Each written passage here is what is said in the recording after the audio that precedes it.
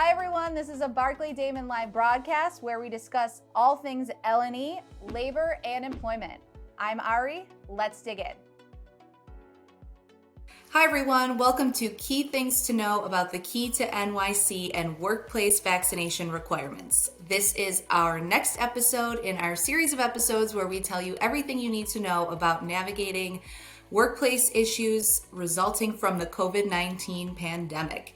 For our listeners and our viewers on YouTube, you probably can see that I am coming to you from the comfort of my own home just for this week only. Just have to say that Omicron is out here doing the absolute most, and I just hope everyone is being safe and staying healthy. So being that I'm in my home office, as you can see, I think this is a good segue just for one of my fun or interesting facts. If you guys have listened to the last couple episodes, I have not exempted myself from the requirement that I ask my guests to provide some fun or interesting fact about themselves. So today I'm going to tell you a little bit about me, or a fun or I think interesting fact about me. And since I'm in my home office, I have a visual aid. If you're watching on YouTube, you can see I am pointing to some books on my shelf, which is the full collection of the Harry Potter series. Like any self-respecting millennial, I am a self-identified Potterhead. I love Harry Potter, love the series. I was one of those people who was standing in line at, 11:55 p.m., circa early 2000s at Borders, freezing in the parking lot, trying to get the new Harry Potter book, right at midnight. So I thought, since I am in my home office and you can see the books in the background, I would just go ahead and let you guys know that I'm a Potterhead. Proud of it. And I did watch the new special, the reunion special, because I'm sure if you're listening and you also love Harry Potter, you watched it. It was great. So let's dig in, guys. Today I wanted to talk a little bit about, the new executive orders that have gone into place in New York City. If you listen to our last few episodes, we've talked about federal vaccination mandates. We've talked about statewide mask mandates. For our listeners and our clients in New York City, we have not forgotten about you. Today we're going to talk about the Key to NYC vaccination requirement and the workplace vaccination requirement. Just to clarify for our listeners, these are two separate executive orders that were issued by, at the time, Mayor de Blasio. And we'll kind of go through both of them and the significance of both and how both impact employers. So just a little bit of background. Back on December 15th, Mayor de Blasio announced these expanded mandatory vaccination requirements. Like I said, two separate executive orders. Let's focus on the first, which is the Key to NYC program. And just to clarify for our listeners, the Key to NYC program became effective December 27th. The executive order cites, a number of reasons for these expanded vaccine requirements, including, the spread of the Omicron variant, the high vaccination rate or high vaccination percentage among New Yorkers, and the increased risk for reinfection as reasons for enacting the mandate. So let's talk generally about what the Key to NYC program is. So generally, New York City's COVID-19 vaccination requirements have been expanded to include children ages 5 to 11. So the language from the executive order says, a covered entity shall not permit a patron, employee, intern, volunteer, or contractor to enter a covered premises without displaying proof of vaccination, and for individuals 18 and older, proof of identification. So let's break that down. So basically this says people 12 and older participating in indoor public activities have to show proof of vaccination, i.e. proof of receipt of both vaccines if the individual has received Pfizer or Moderna, or proof of one vaccine for J&J. Children ages 5 to 11 are required to have proof of vaccination or at least proof of receiving one vaccine. But starting January 29th of 2022, kids ages 5 to 11 have to show proof of vaccination proof of full vaccination to be permitted entrance into the specific premises that are covered by the executive order. So under the order, patron is defined as any individual 5 years or older who patronizes, enters, attends an event, or purchases goods or services within a covered premise. You might be asking, what is a covered premise? covered premise under the order is, there are several examples and several specifically identified establishments, indoor entertainment and recreational settings, certain meeting spaces, so movie theaters, music concerts, venues, adult entertainment, casinos, museums, zoos, sports arenas, indoor stadiums. Covered premises under the Key to NYC program also include indoor food services, such as restaurants, indoor dining areas, indoor portions of dining areas. We talked about this a little bit last week. Indoor food services under the Key to NYC program does not include a structure on the sidewalk or roadway if entirely open on the side facing the sidewalk. So, obviously in the city, a lot of restaurants have kind of provided for additional outdoor seating space in little hut type structures where the side facing the restaurant is open. Those are not covered by this. And outdoor dining structures for individual parties like plastic domes are also not covered by this. But other examples of covered premises are indoor fitness facilities, gyms, spas, things like that. Under the executive order, a covered entity, pretty broad definition, any entity that operates one or more covered premises, as we just discussed, except a covered entity under the Key to NYC program does not include pre-K through 12th grade, public and non-public schools, houses of worship, childcare programs, senior centers, and community centers. So those are not included. And the Key to NYC program, also talks about proof of vaccination. If you have listened to our last few episodes, you guys know the drill. Very similar to the other mandates that we have discussed, vaccination card, NYC COVID Safe app, Excelsior Pass, Clear Digital Vaccine Card. Those all qualify as proof of vaccination under the Key to NYC program. So, the Key to NYC program really talks about patrons, customers, things like that. So if you're a business owner in New York and you operate one of these covered premises, the Key to NYC executive order tells you what you need to know, mostly for patrons or customers. But in addition to the Key to NYC program, New York City also has a workplace requirement for COVID vaccination. As I mentioned earlier in the episode, this is a separately issued executive order, and this also went into effect on December 27th. So let's transition from, if you're a business owner or you own a covered premises in New York City, from what you need to know about your patrons or customers to what you need to know about your employees. So the workplace requirement for COVID-19 vaccination says workers must provide proof of vaccination against COVID-19 to a covered entity before entering the workplace, and a covered entity must exclude any employee who has not provided such proof, except for those employees who request and are granted accommodations for religious and medical exemption. So basically, let's break that down.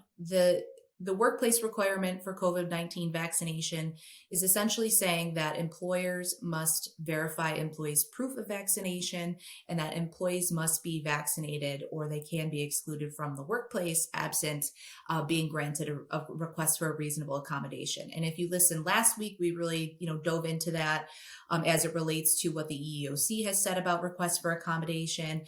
Later in this episode, we're going to talk a little bit more about that as it relates to what New York City has said about requests for accommodation. So basically, fully vaccinated under the workplace requirement for COVID-19 means that it has been 2 weeks since the employee received the Johnson & Johnson vaccine, or it's been 2 weeks since the second dose of a Pfizer or Moderna vaccine, or an employee has received the first dose of a 2-dose vaccine. But in that situation, the employee must present proof of vaccination to the employer within 45 days. So under the workplace requirement for COVID-19 vaccination as of December 27th, if an employee had 1 vaccine, the employee is required to provide proof of second vaccine within 45 days of the first dose. Under the workplace requirement, what the city has defined covered entity as is very broad. Basically, a covered entity is defined as a non-governmental entity that employs more than 1 worker in New York City or maintains a workplace in New York City, or a self-employed individual or sole proprietor who works in a workplace or interacts with others in the course of their business. So if you're a sole proprietor and you're in New York City and you're not working remotely, you're interacting with others, you would be covered as a covered entity under the New York City workplace requirement, vaccination workplace requirement, excuse me. Under the workplace requirement, worker is also defined very broadly. Quoting from the executive order and the guidance issued by the city, a worker is an individual who works in person in New York City at a workplace in New York City.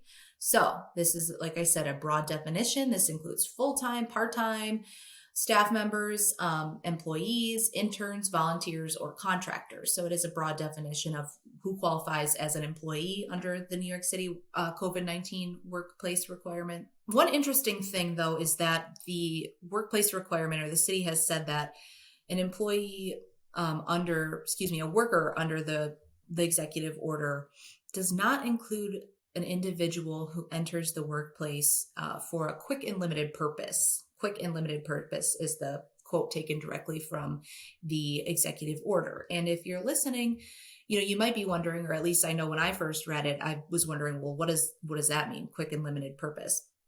Basically, the guidance issued by the city has said that, if a worker comes in briefly to use the bathroom, to make a delivery, to receive an assignment for a few minutes, although a time limitation isn't exactly explicitly spelled out, that worker would not be covered under this because they were just in the workplace for a quick and limited purpose.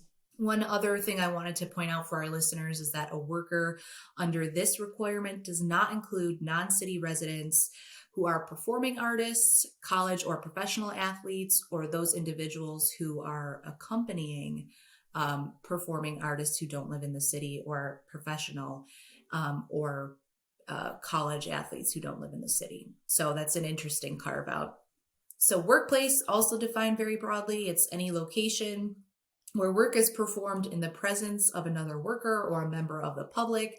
And the guidance explicitly says that does also include a vehicle. So in broad strokes, the New York City workplace vaccination requirement essentially requires businesses to verify proof of vaccination, or verify that their employees are vaccinated against COVID-19. And the city has said that there's, 3 ways that an employer can identify an employee's vaccination status. One is proof of a vaccination card. 2, businesses can create their own paper or electronic record that includes the name, what the employee's name, whether the employee is vaccinated, the date the second dose will be provided if the employee is not fully vaccinated. And businesses, lastly, can check each employee's vaccination status each day. So, those are the 3 ways that a business can verify, that an employee is vaccinated. And it seems like the third one might be a little more onerous, but it is a business or an employer in New York can really choose, which of those 3 options the employer wants to use to verify employee vaccination status. One interesting thing I wanted to talk about, because we've got a couple of questions about this, is, contractors. So, the vaccination requirement says that contractors, need to be vaccinated as well. One important thing to note is if you're an employer and you're, using a contractor at your business or on premises, you don't need to keep a record of the contractor's vaccination status. Specifically, you can request that the contractor's employer confirm that the contractor is vaccinated. But if you're going to go that route, then you need to keep a record of the request to the contractor's employer and the response. One thing I wanted to mention, which, again, if you've listened to any of our episodes so far as it relates to vaccination requirements, is exemptions or requests for accommodations. So I should note, for each of the ways that we just discussed, an employer can verify proof of vaccination, that for each of those, or under each of those circumstances, an employer should also have a record of any employees who have requested reasonable accommodations for medical or religious reasons and have been granted such accommodations as well. So that's another thing an employer must keep track of. So I want to dive in a little bit on exemptions and requests for accommodations under the New York City workplace vaccination requirement. New York City has, issued some additional guidance on this and has, put some pretty clear parameters on what employers can do and what employers can ask in response to a request for an accommodation on either of those bases. The executive order says that workers who have a sincerely held religious belief or a medical condition that prevents them from being vaccinated, must have applied for a reasonable accommodation by December 27th.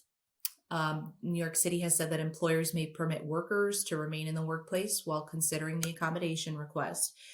And actually, New York City has published guidance on how to handle such requests, including a checklist. And that checklist is available on the city's website or the webpage devoted to COVID-19. So if you listen to our episode a couple episodes ago, we went through, kind of in detail what the EEOC has said about requests for accommodations and things like that nature. And this is very similar. If you look at the checklist has, a number of questions that an employer can ask an employee to verify medical conditions and to verify that the employee has a sincerely held religious belief. I would note that similar to what we discussed a couple of weeks ago, an employer in New York City can ask for proof of medical documentation or proof of, documentation for a medical condition that would prevent an employee from being vaccinated. And the New York City has said that, an employer should not question a religious belief unless the employer has an objective basis to do so, or an objective belief that the employer's, sincerely held religious belief is questionable or not objectively sound. So for our employers in New York, maybe a good idea to just take a look at that checklist and follow that checklist, because New York City has said that if an employer chooses to use that checklist and keeps it on file when evaluating requests for reasonable accommodations, it will likely demonstrate that the employer handled the request appropriately. So I definitely wanted to point that out to our employers and our listeners in the New York City area, because I think that is very helpful and very important. I wanted to go through a few common questions that I think we've gotten here at Barclay Damon as it relates to this workplace requirement. One question is whether the workplace vaccination requirement applies to remote workers. And if a remote worker comes into the office for a quick and limited purpose only, as we discussed a few minutes ago, that remote worker is not covered by the New York City workplace vaccination requirements. Another question, what if an employee got a first dose before December 27th, before this executive order went into effect, but never got their second dose? The answer is that the employee should be excluded from the workplace if they have not requested a reasonable accommodation until they receive the second dose. So that's something that the guidance issued by the city has been explicit about. Another question which I think is interesting is, and this is pretty common, down in the city, of course, what if an employee works in New York City but is not a resident of New York City? So works in New York City but does not live in New York City. The guidance issued by the city says that does not matter. This applies to employees who work in New York, regardless of whether or not they live in New York. So I think that's something important. And, we've gotten a couple questions about that as well. There are a couple record-keeping requirements under the executive order I wanted to point out, one of which is that businesses have to complete the affirmation of compliance with workplace vaccination requirements certification. That's right on New York City's website. And that affirmation of compliance has to be posted in a public-facing location. And businesses should be prepared to make their records available for inspection. And of course, records relative to an employee's proof of vaccination should be kept confidential and should not be used for any other purpose. If you listen to our other episodes, that's pretty similar to what we've discussed as it relates to, other vaccination mandates we've gone through. Just wanted to close briefly talking a little bit about the penalties identified by this executive order. There's a fine, a penalty of at least $1,000 for any person or entity who violates it. Subsequent violation within 12 months, the fine goes up to $2,000, and every violation thereafter within 12 months of the prior violation is $5,000 per violation. It's unclear exactly, the extent to which this will be enforced or the penalties will be assessed, but I wanted to point out for our listeners that is included, in the executive order. So guys, that's everything I wanted to talk with you about regarding the Key to NYC program and workplace vaccination requirements. If you are an employer in New York City, a business, and you have employees there or even customers and patrons, definitely important information for you to know. Thank you so much for listening. Tune in next week. See you then. The Labor Employment Podcast is available on barclaydamon.com, YouTube, LinkedIn, Apple Podcasts, Spotify, and Google Podcasts. Like, follow, share, and continue to listen. Thanks. This material is for informational purposes only and does not constitute legal advice or a legal opinion, and no attorney-client relationship has been established or implied. Thanks for listening.